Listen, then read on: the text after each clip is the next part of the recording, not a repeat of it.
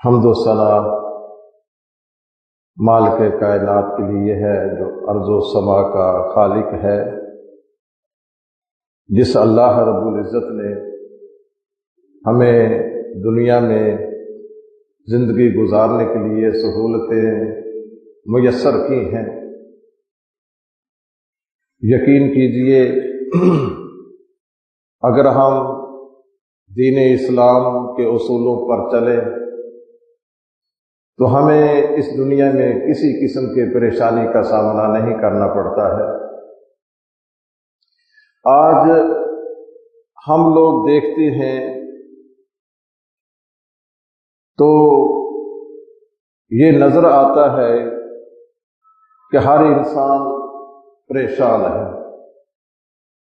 وہ اپنی پریشانی کا اظہار کرتا ہے دوسروں سے۔ اس کی نظر میں جو تقوی والے ہیں ان سے دعا کی اپیلیں کرتا ہے کہ آپ میرے لیے دعا کریں کہ میں کاروباری طور پر پریشان ہوں، گھریلو پریشانیاں ہیں، بچوں کی طرف سے پریشانیاں ہیں، رشتوں کی طرف سے پریشانیاں ہیں، تو اللہ تعالیٰ میری اس پریشانی کو دور کر دے، میری اس مشکل کو حل کر دے۔ یعنی ہر انسان اپنی اپنی جگہ پہ بڑا پریشان ہے۔ اللہ تبارک و تعالیٰ نے اپنے پیغمبر کو بھیجا ہے اور آپ نے ایسی تعلیمات ہمیں دی ہیں، اگر ہم ان تعلیمات کو عمل میں لے آئے تو اللہ تبارک و تعالیٰ نے گارنٹی دی ہے ان پریشانیوں کو دور کرنے کی۔ رسول اللہ صلی اللہ علیہ وسلم فرماتے ہیں من نفس عن مؤمن کربۃ من کرب الدنیا نفس اللہ عنہ کربۃ من کرب یوم القیامہ۔ جو انسان کسی مسلمان کی پریشانی کو دور کرتا ہے، اس کو پریشانی کو دور کرنے کے لیے درمیان میں ذریعہ بن جاتا ہے، اگر اس کے بس میں ہو تو وہ خود اس کو دور کر دیتا ہے، اگر اس کی رسائی کسی ایسے شخص تک ہے جو اس کے مسائل کو حل کر سکتا ہے تو اس کی سفارش کر دیتا ہے۔ اس کا ثمرہ کیا ہے، اس کی جزا کیا ہے؟ نفس اللہ عنہ قربۃ من قرب یوم القیامہ۔ اللہ تبارک و تعالی قیامت کے دن جو پریشانیاں ہیں ان میں سے اللہ اس کی پریشانیوں کو دور کر دے گا، ایک بات۔ اور دوسری بات یہ ہے من یسر عن مؤمن عن معسر، جو کسی تنگ دست انسان پر آسانی کرتا ہے، یسر اللہ عنہ فی الدنیا والآخرہ، اللہ تعالیٰ اس کو دنیا اور آخرت میں آسانیاں کر دے گا۔ اور تیسری بات جو رسول اللہ صلی اللہ علیہ وسلم نے فرمائی ہے من ستر مؤمنا سترہ اللہ یوم القیامہ، جو دنیا میں کسی کی پردہ پوشی کرتا ہے، اس بیچارے سے وہ غلطی ہو جاتی ہے، اسے وہ نشر نہیں کرتا ہے، دوسروں سے اس کا ذکر نہیں کرتا ہے بلکہ پردہ پوشی کرتا ہے، اللہ تعالیٰ قیامت کے دن اس کے گناہوں پر پردہ ڈال دیں گے۔ یہ موٹی موٹی تین باتیں ذکر کی گئی ہیں اس حدیث میں۔ ایک یہ کہ انسان دنیا میں کسی دوسرے کے کام آ جائے۔ آج ہم لوگوں کو اس قدر لالچ اور ہوس نے گھیر رکھا ہے کہ میرا اگر کسی کے ساتھ تعلق ہے تو لالچ کی بنا پر ہے، خیر خواہی ہمدردی کی بنا پر نہیں ہے۔ میں جو تعلق رکھتا ہوں تو اس بنا پر رکھتا ہوں کہ مجھے اس سے کیا ملے گا، جبکہ رسول اللہ صلی اللہ علیہ وسلم فرماتے ہیں جو انسان کسی پریشان کی پریشانی کو دور کرتا ہے या उसकी परेशानी को दूर करने का जरिया बन जाता है, अल्लाह ताला क़यामत के दिन उसकी परेशानियों का मुदावा कर देंगे। हम लोग दूसरों को कर्ज देते हैं तो हम कोशिश ये करते हैं इस कर्ज के बदले कुछ ना कुछ वसूल किया जाए। बाकायदा हमारे यहां तो ये इदारे वजूद में आ चुके हैं, कर्जा देने के बाद उससे नफा लेना, प्रॉफिट लेना, फायदा हासिल करना, हाँ किसी किस्म का। हमारा बैंकारी का निजाम इसी पर कायम है। जितने भी मालियाती इदारे हैं लोगों को कर्जे देते हैं, वो इस बुनियाद पर देते हैं कि हमें इससे क्या प्रॉफिट होगा, जबकि इस्लाम इस बात की तरदीद करता है। इस्लाम ये कहता है कि अगर तुमने किसी को कर्जा देना है तो तुमने दुनिया में कोई मनफात नहीं लेनी है, दुनिया में उसका फायदा नहीं उठाना है, तुम्हें आखिरत में फायदा मिलेगा। रसूलुल्लाह सल्लल्लाहु अलैहि वसल्लम ने एक दफा फरमाया, जो इंसान किसी को कर्जा देता है और कर्जा देने के बाद उसी को बेगार नहीं लेता है, कोई काम उससे नहीं लेता है, इससे कोई फायदा नहीं उठाता है, तो अल्लाह तबारक व तआला उसे कितना अजर देगा क़यामत के दिन।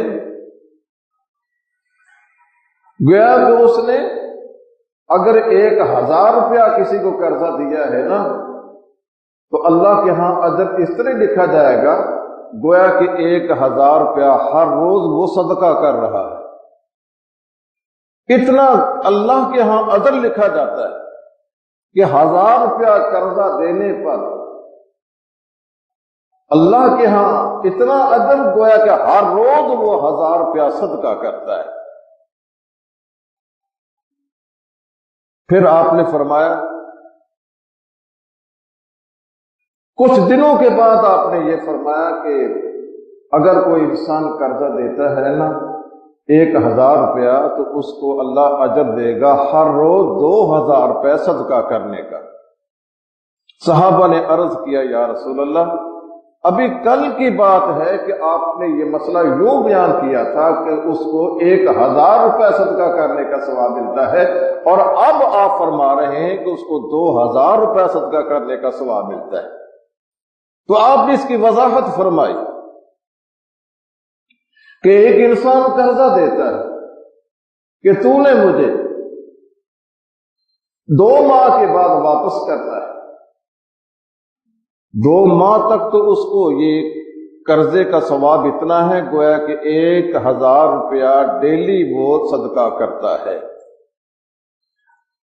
2 माह के बाद वो बेचारा तंगदस्त है, कोशिश के बावजूद वो आपका कर्जा अदा नहीं कर सका है।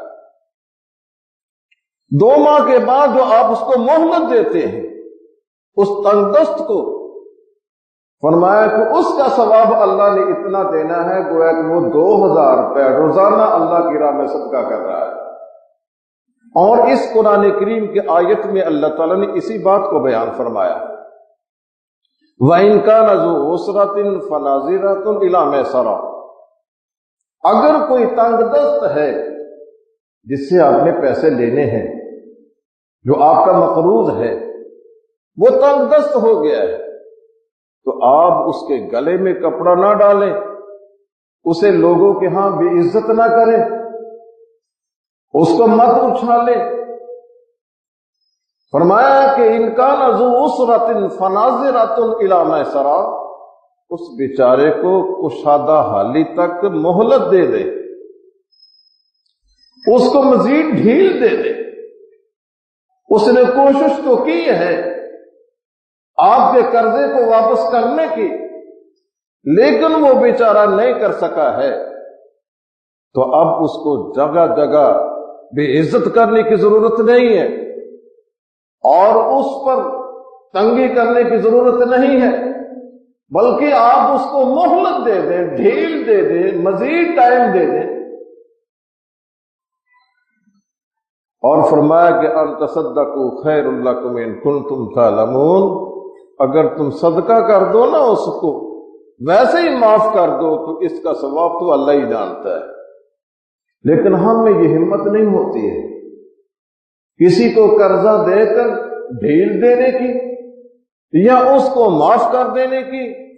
یہ خال خال لوگ ایسے ہوتے ہیں جن کو اللہ یہ توفیق دیتا ہے۔ میرے بھائیوں، حضرت عبداللہ بن سلام رضی اللہ تعالی عنہ بیان فرماتے ہیں، ان کے ہاں ابو درداء رضی اللہ تعالی عنہ کوفہ سے ملنے کے لیے آئے۔ حضرت عبداللہ بن سلام نے ان سے کہا، میرے بھائی، جہاں تم رہتے ہو نا، اس سرزمین میں یہ سود کی وبا عام ہے، لوگ سودی کاروبار کرتے ہیں۔ فرمایا کہ ایک بات میں تجھے کہتا ہوں، اگر تیرا کسی انسان پر حق ہے، تو نے کسی سے قرضہ لینا ہے، تو اس آدمی سے کسی قسم کا تحفہ قبول نہ کرنا۔ وہ تجھے لکڑیوں کا گٹھڑ لا کر دے، یا چارے کا گٹھڑ دے، یا اور کوئی چیز تجھے دے، کسی قسم کا مفاد تو نے اس سے نہیں لینا ہے۔ کیونکہ قرضہ دینے کے بعد اگر آپ اس سے کوئی مفاد اٹھاتے ہیں، اسے اپنے کام میں لے آتے ہیں، اسے بیگار لیتے ہیں، اس کا تحفہ قبول کرتے ہیں، فرمایا فَإِنَّهُ رِبَا، اس کا تحفہ قبول کرنا بھی سود ہے، اس کو بیگار میں لانا بھی سود ہے، اس سے کسی قسم کا نفع حاصل کرنا یہ سود ہے۔ ہماری ذہنیت بھی یہی بن چکی ہے، ہم کسی کو دیتے ہیں نا، اس نیت سے دیتے ہیں کہ کل یہ مجھے کیا دے گا۔ آپ نے دیکھا ہوگا کہ شادی بیاہ کے موقع پر جب ہم کھانا کھا کر فارغ ہوتے ہیں نا، تو باہر بیٹھے ہوتے ہیں کرامن کاتبین، وہ کاپی پینسل لے کر بیٹھے ہوئے ہیں، وہ آپ سے وصولی کرتے ہیں۔ اچھا، اب آپ دیکھتے ہیں کہ کل یہ میرے دعوت پہ جب آیا تھا، میرے بچے کی شادی پہ آیا تھا، اس نے مجھے کتنا دیا تھا۔ اگر اس نے 500 روپیہ دیا ہے نا، تو آپ 500 ہی واپس نہیں کریں گے۔ اس کی بھی نیت یہ ہے کہ میں نے اس کو کل اس کی شادی، اس کے ولیمے پر، اس بچے کے ولیمے پر 500 دیا تھا، آج یہ کتنا اضافے کے ساتھ مجھے دیتا ہے۔ وہ 600 آپ دیں گے تب وہ خوش ہوگا۔ اگر آپ پہ 500 کا 500 ہی لٹا دیا ہے تو وہ کہیں گے یہ تو میرا ہی واپس آ گیا ہے، تو نے مجھے کیا دیا۔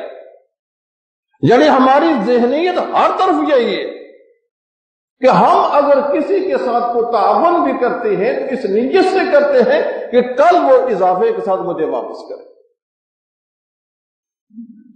ہم یہ کہتے ہیں میرے بھائی، اگر آپ کسی کا تعاون کرنا چاہتے ہیں تو آپ چپکے سے اس کو دے دیں۔ آپ یہ نہیں کہ کھانے کے موقع پر بھی آپ نے دینا ہے۔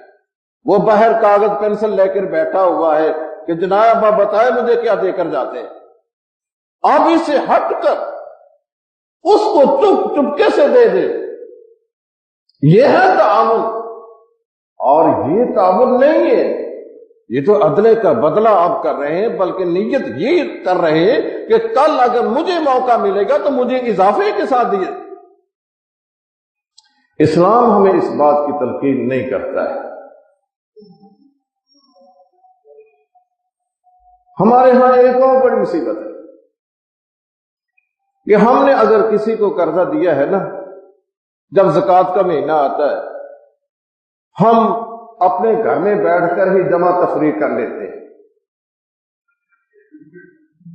کہ میں نے اس کو 2000 قرضہ دیا ہے تو میری 2000 زکوٰۃ بنتی ہے، یہ 2000 میں اپنے پاس ہی رکھ لیتا ہوں، اس کو قرضہ چھوڑ دیتا ہوں۔ اس طرح قرضہ نہیں چھوٹتا ہے، یہ تو آپ نے اپنے قرضے کی وصولی کر لی ہے۔ یہ قرضے کو وصول کرنے کا ایک حرام طریقہ ہے کہ آپ گھر بیٹھے ہی اس کا قرضہ آپ رکھ لیں اور اس کو قرضہ چھوڑ دیں۔ اگر آپ میں ہمت ہے تو یوں کرے کہ آپ زکوٰۃ 2000 کی دیں، اس کو قرضہ معاف کر۔ یہ تو ہے جوانمردی، ہمت آپ کی۔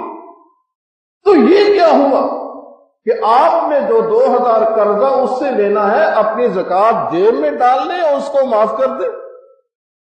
یہ تو معافی کی آڑ میں آپ نے اس سے قرضہ وصول کر لیا ہے، یہ غلط بات ہے۔ اللہ کے رسول فرماتے ہیں من یسر عن معسر، جو کسی تنگ دست پر آسانی کر دیتا ہے،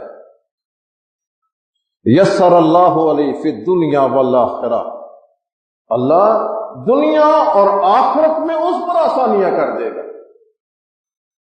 میرے بھائی، اگر آپ کو کوئی تکلیف ہے، کوئی پریشانی ہے، بچوں کی طرف سے، کاروبار کی طرف سے، دوست و احباب کی طرف سے، رشتہ داروں کی طرف سے، تو رسول اللہ صلی اللہ علیہ وسلم یہ فرماتے ہیں کہ آپ لوگوں پر آسانی کریں تاکہ اللہ آپ پر آسانی کر دے۔ آپ لوگوں کے کام آ جائیں تاکہ اللہ آپ کے کام آ جائے۔ یہ کوئی تک نہیں ہے کہ آپ اللہ کے ساتھ بھی کاروباری معاملہ کریں۔ ہمارے ہاں جب نظر مانی جاتی ہے نا، ہم یہ کہتے ہیں کہ اللہ اگر ہمارا یہ کام کر دے گا نا تو ہم اللہ کی راہ میں اتنا دے دیں گے۔ یہ نظر مشروط مانی جاتی ہے۔ ایک تو نظر مطلق ہے نا کہ آپ نے اللہ کی راہ میں کسی غریب کا وظیفہ لگوا دیا ہے، کسی غریب کا تعاون کر دیا ہے، کسی غریب کو راشن دے دیا ہے، یہ نظر مطلق ہے کہ اللہ میں تیری راہ میں اتنا دے رہا ہوں، تو میرے حال پر رحم کر دے۔ ایک یہ ہے کہ شروع سے یہ سودا بازی کرنا کہ اللہ اگر تو میرا یہ کام کرے گا تب میں نے اللہ کی راہ میں دینا ہے۔ رسول اللہ صلی اللہ علیہ وسلم فرماتے ہیں اس طرح کی مشروط نظر ماننا یہ اللہ کی طرف سے آنے والی مصیبت کو نہیں ٹال سکتے، اللہ کی تقدیر کو نہیں ٹال سکتی۔ البتہ رسول اللہ صلی اللہ علیہ وسلم فرماتے ہیں اس کا فائدہ یہ ہوتا ہے، ایک بخیل کنجوس آدمی جس کو اللہ کی راہ میں خرچ کرنا بڑا بوجھ محسوس ہوتا ہے، اس کی جیب سے اس بہانے نکل آتا ہے، وگرنہ اللہ کی تقدیر وہ جو ہونا ہے ہو کے رہتا ہے۔ یعنی ہمارے ذہنوں پر اس قدر لالچ، ہوس اور طمع شکار ہو چکی ہے کہ اللہ پر کے ساتھ بھی ہم سودا بازی کرتے ہیں۔ اس قسم کی نظر کو شریعت نے اچھی نظر سے نہیں دیکھا ہے کہ انسان یہ نظر مان کر دے کہ میرا کام اگر اللہ کرے گا تو میں نے اس کا یہ کام کرنا ہے، اگر اللہ نہیں کرے گا تو میں نے بھی نہیں کرنا۔ تو خیر میں یہ عرض کر رہا تھا کہ رسول اللہ صلی اللہ علیہ وسلم نے فرمایا من یسر عن معسر، جو کسی تنگ دست سے آسانی کرتا ہے، آسانی کا مفہوم یہ ہے اسے مزید مہلت دے دیتا ہے۔ یسر اللہ علیہ فی الدنیا والآخرہ، اللہ تعالیٰ اس کو دنیا اور آخرت میں اس پر آسانیاں کر دے گا، دنیا اور آخرت۔ بعض اوقات ایسا بھی ہوتا ہے ایک آدمی نے قرضہ لے لیا ہے اور وہ دینے کی پوزیشن بھی دی ہے، کاروبار اس کا چل رہا ہے، لیکن وہ قرض جس سے قرضہ لیا ہے نا اس کے پیسے واپس کرنے کے لیے وہ تیار نہیں ہوتا ہے۔ اس کے پاس پیسے ہیں، ہمت ہے، لیکن دینے کو دل نہیں کرتا ہے۔ ایسے انسان کے بارے میں اللہ نے بھی سختی کی ہے۔ اللہ فرماتے ہیں مطل الغنی ظلم، کہ جو غنی آدمی ہے اس پوزیشن میں ہے کہ وہ قرضے کی ادائیگی کر سکتا ہے لیکن نہیں کرتا، یہ ظلم ہے، زیادتی ہے۔ ایسے انسان کی بے عزتی بھی کی جا سکتی ہے، ایسے انسان کو عدالت میں گھسیٹا جا سکتا ہے۔ یہ خام خواہ دوسرے کو پریشان کیوں کرتا ہے؟ یحل عرضہ، رسول اللہ صلی اللہ علیہ وسلم فرماتے ہیں کہ ایسے انسان کی بے عزتی کرنا جائز ہے جو دیدہ دلشتہ طور پر قرض نہیں لٹاتا ہے۔ اور اس سے بڑھ کر دیکھیں ذرا، فرمایا کہ جو انسان کسی سے قرضہ لے لیتا ہے اس کی شروع دل سے نیت یہ ہے کہ میں نے واپس نہیں کرنا ہے۔ ایسے بھی لوگ ہوتے ہیں جو اس نیت سے قرضہ لیتے ہیں۔ ہم جو حکومت سے بڑے بڑے قرضے لیتے ہیں نا کاروبار کو چلانے کے لیے، ان میں اکثر لوگوں کی نیت خراب ہوتی ہے، کہتے کہ ہم نے کون سا واپس کرنا ہے۔ لاکھوں کی تعداد میں، کروڑوں کی تعداد میں، اربوں کی تعداد میں قرضہ لے لیا اور پھر اپنے آپ کو خسارہ دکھا دیا کہ ہمیں خسارہ ہو گیا ہے، فیکٹری وہ آگ لگ گئی ہے جی۔ انکوائری کرنے کے لیے جو آتے ہیں ان کی جیب گرم کر کے یہ باور کرا دیا جاتا ہے اس کو واقعی خسارہ ہو گیا ہے، اب یہ قرضہ واپس کرنے کی پوزیشن میں نہیں ہے۔ یہ تو حکومتی قرضہ ہے نا، اور جو ذاتی قرضے ہوتے ہیں، شخصی قرضے ہوتے ہیں، اس کے بارے میں بھی ہمارا یہی ذہن ہوتا ہے کہ کسی طریقے سے لے لو، بعد میں دیکھا جائے گا جی ہم نے کون سا واپس کرنا ہے۔ رسول اللہ صلی اللہ علیہ وسلم فرماتے ہیں جو انسان قرضہ لیتا ہے اس نیت سے میں نے ادا کرنا ہے، عد اللہ عنہ، تو اللہ تعالیٰ اس کو ادا کرنے کی توفیق بھی دے دیتا ہے۔ حقیقت یہ ہے کہ اگر آپ کی نیت صاف ہے نا قرضہ لیتے وقت، تو اللہ آپ کی نیت کے مطابق اس کی ادائیگی کی توفیق آپ کو دے گا۔ اگر کوئی بیچارہ اس طرح کا ہو، وہ کوشش کے باوجود وہ قرضہ ادا نہیں کر سکا، اللہ قیامت کے دن اپنی طرف سے اس قرضہ لینے والے کو خوش کر کے اس مقروض کو معاف کر دے گا۔ اور پہلا انسان جو قرضہ اس نیت سے لیتا ہے کہ میں نے کون سا واپس کرنا ہے، اللہ کے رسول فرماتے ہیں اطلفہ اللہ فی الدنیا والآخرہ، اس کو دنیا میں بھی تباہی بربادی کا سامنا کرنا پڑے گا اور آخرت میں بھی اس کے مقدر میں تباہی اور بربادی۔ بلکہ آپ نے تو یہ فرمایا کہ جو انسان قرضہ لیتا ہے اور قرضہ لینے کے وقت ہی نیت کر لیتا ہے کہ میں نے واپس نہیں کرنا ہے، لاقی اللہ یوم القیامت وہو سارق، وہ قیامت کے دن جب اللہ کے حضور جائے گا نا، اس کو ایک رہزن اور ایک ڈاکو کی حیثیت سے پیش کیا جائے گا۔ اور اسی طرح یہ حقمار جو ہم باندھتے ہیں نا شادی بیاہ کے موقع پر، یہ بھی قرضہ ہے، عورت کا حقمار بھی قرضہ ہے، اس کی فوراً ادائیگی کر دینی چاہیے۔ یہ جو نکاح فارم پر معجل اور غیر معجل کی اصطلاح لکھی ہوئی یہ غلط ہے۔ آپ کیوں ادا نہیں کرتے ہیں موقع پر؟ نکاح کے موقع پر آپ حق مال تھوڑا ہو یا زیادہ ہو آپ ادا کر دیں اس کو.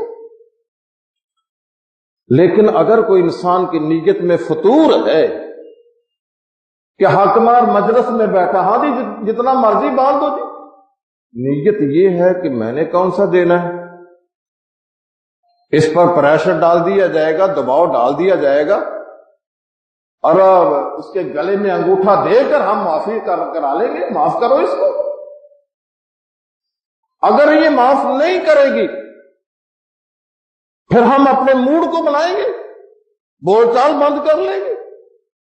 وہ خود بخود اس کو محسوس کرے گی کہ اس ظالم کیوں میرے ساتھ اچھا تعلق نہیں کرتا ہے اسی حقمار کو معاف کرانے کے لیے.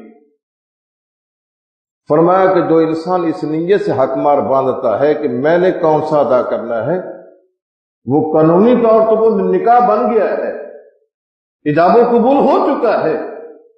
اللہ کے رسول فرماتے ہیں قیامت کے دن جب اللہ کے حضور ایسا انسان پیش کیا جائے گا نا، ایک بدکار اور زانی کی حیثیت سے پیش کیا جائے گا، یہ ساری عمر بیوی سے زنا کرتا رہا. ہم نے جس کو مذاق بنا رکھا. رسول اللہ صلی اللہ علیہ وسلم فرماتے ہیں کہ جو انسان کسی تنگ دست کو آسانی دیتا ہے، کشادگی تک مہلت دیتا ہے، یا اس کو سرے سے معافی کر دیتا ہے، یسر اللہ علیہ فی الدنیا والآخرہ، اس پر دنیا میں بھی آسانیاں ہیں اور آخرت میں بھی آسانیاں، بڑی آسانیاں. ورنہ قیامت کے دن یوم یقوم الناس لرب العالمین، قیامت کو قیامت کیوں کہتے ہیں؟ عربی زبان میں قام یقوم کھڑے ہونے کو کہتے ہیں. فرمایا یوم یقوم الناس لرب العالمین، لوگ رب العالمین کے حضور کھڑے ہوں گے اس دن، اور گواہ جو گواہی دیں گے آپ کے خلاف یوم یقوم الاشہاد، وہ گواہ کھڑے ہو کر گواہی دیں گے. اس لیے کھڑے ہونے کے عمل کو دیکھ کر اس قیامت کو قیامت کہا جاتا ہے. فرمایا قیامت کی ہولناکیاں بڑی ہوں. فرمایا کہ قیامت کی جو ہولناکیاں ہیں یہ اس انسان کے لیے آسان کر دی جائیں گی. مومن کے لیے کوئی ہولناکی نہیں ہوگی. لا يحزنهم الفزع الاکبر، یہ بہت بڑی گھبراہٹ جو قیامت کے دن ہوگی نا، اہل ایمان اس سے محفوظ رہیں گے. علی الکافرین غیر یسیر، یہ کافروں پر یہ آسان نہیں، بہت تنگی ہوگی قیامت کے دن. اگر آپ دنیا میں خوشحالی، آسانی، ذہنی فراغت اور ذہنی طور پر آرام اور سکون چاہتے ہیں تو رسول اللہ صلی اللہ علیہ وسلم کا یہ بتایا ہوا نسخہ ہے، من یسر عن معسر، جو کسی تنگ دست پر کشادگی کرتا ہے. آپ نے کسی سے پیسے لینے ہیں، آپ اس کو دنیا میں بے عزت نہیں کرتے، اس کو چپکے سے معاف کر دیتے ہیں. قرض حسنہ کی تعریف ہی یہ ہے کہ جو دینے کے بعد انسان مطالبہ نہ کرے، جب اس کے پاس ہوں گے تو وہ آپ کو دے دے گا. اس کو قرض حسنہ کہتے ہیں. اگر آپ نے یہ امید رکھی ہے کہ یہ مجھے کچھ ساتھ پیسے ملا کر دے، کو مجھے فائدہ پہنچائے، فرمایا کہ یہ سودا بازی ہے، یہ قرضہ نہیں ہے، اور یہ سودا بازی آپ کو مہنگی پڑے گی. اور یہ سودی ذہنیت ہے انسان کی کہ انسان کسی کو قرضہ دیتے وقت تو مفاد وابستہ کر لے اس سے. ہم اسی لیے تو کہتے ہیں بعض بیچارے مقروض ہوتے ہیں، قرضہ لینے کی پوزیشن میں ہوتے ہیں، وہ اعتماد اور گارنٹی کے طور پر آپ کو اپنا مکان گروی رکھ دیتے ہیں کہ یہ میرا مکان ہے، یہ آپ لے لیں، رکھ لیں، جب میں قرضہ واپس کروں گا نا یہ مجھے مکان واپس کر دیا جائے گا. اس کو گروی کہتے ہیں، اس کو رہن بھی کہتے ہیں. فرمایا کہ اس رہن شدہ چیز کو استعمال کرنا بھی سود ہے. اگر میں نے کسی سے قرضہ لیا ہے اور اپنا مکان میں نے اس کو دیا ہے گروی کے طور پر، اس آدمی کو جس سے میں نے قرضہ لیا ہے اس مکان کو استعمال نہیں کر سکتا ہے، وہ مکان میرا ہے۔ اگر اس نے مکان کو استعمال کرنا ہے تو اس کا کرایہ طے کرے، جو کرایہ مارکیٹ اور بازار میں ہے وہ کرایہ مجھے واپس کرے، کرائے کی شکل میں وہ مجھے مہینے بعد دیتا رہے، یا کسی اور کو لا کر بٹھا دے اس کا کرایہ مجھے دیتا رہے، وگرنہ نہ وہ خود اس کو استعمال کرنے کا مجاز ہے اور نہ ہی کسی کرایہ دار کو بٹھا کر اس کا کرایہ لینے کا مجاز ہے۔ ہم لوگ زمین دیتے ہیں گروی تو وہ زمین کو کاشت کرتے رہتے ہیں جب تک وہ قرضہ واپس نہیں ہوتا ہے، زمین کی پیداوار وہی اٹھا لیتا ہے جس نے قرضہ دیا ہے۔ یہ سب کے سب اسلام کی نظر میں سود ہے کہ اس قرضہ دے کر اگر آپ اس سے کوئی فائدہ لیتے ہیں، اسلام نے اس کو سود کہا ہے۔ تو میرے بھائیوں، رسول اللہ صلی اللہ علیہ وسلم کا یہ بتایا ہوا نسخہ ہے، من یسر عن معسر، جو کسی تنگ دست سے اس کی کشادگی تک، خوشحالی تک مہلت دے دیتا ہے یا اس پر مزید آسانی کر دیتا ہے، یسر اللہ عنہ فی الدنیا والآخرہ، تو اللہ کی طرف سے دنیا میں بھی پریشانیاں، آسانیاں اللہ اس کی دور کر دے گا، آسانیاں اس پر کر دے گا، اور قیامت کے دن بھی اس کے مقدر میں آسانیاں لکھ دے گا۔ اور تیسری بات جو اس حدیث میں بیان کی گئی ہے، من ستر مسلما سترہ اللہ یوم القیامہ، جو کسی مسلمان کی پردہ پوشی کرتا ہے۔ ہر انسان سے کوئی نہ کوئی جرم ہو جاتا ہے، اس کا مطلب یہ نہیں کہ آپ بازار میں اس کو نشر کرتے پھریں، یہ ایسا ہے، یہ ایسا ہے، یہ ایسا نہیں، فرمایا کہ پردہ پوشی کرے آپ۔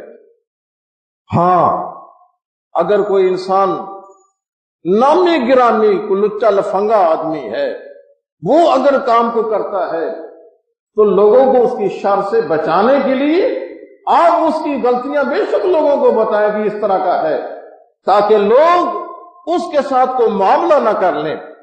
لیکن اگر کوئی انسان اس طرح کا نہیں ہے، اس سے کوئی غلطی ہو جاتی ہے، وہ گناہ ہو جاتا ہے، تو آپ اس کو نشر نہ کریں بلکہ اس کی پردہ پوشی کریں۔ آپ کے بھی 100 گناہ ہوں گے، غلطیاں ہوں گی، اللہ تعالیٰ قیامت کے دن آپ پر پردہ پوشی کر دے گا۔ اللہ تعالیٰ ہمیں عمل کی توفیق عطا فرمائے۔ وَأَقُولُ قَوْلِي هَذَا وَآخِرُ دَعْوَانَا الْحَمْدُ لِلَّهِ رَبِّ الْعَالَمِينَ۔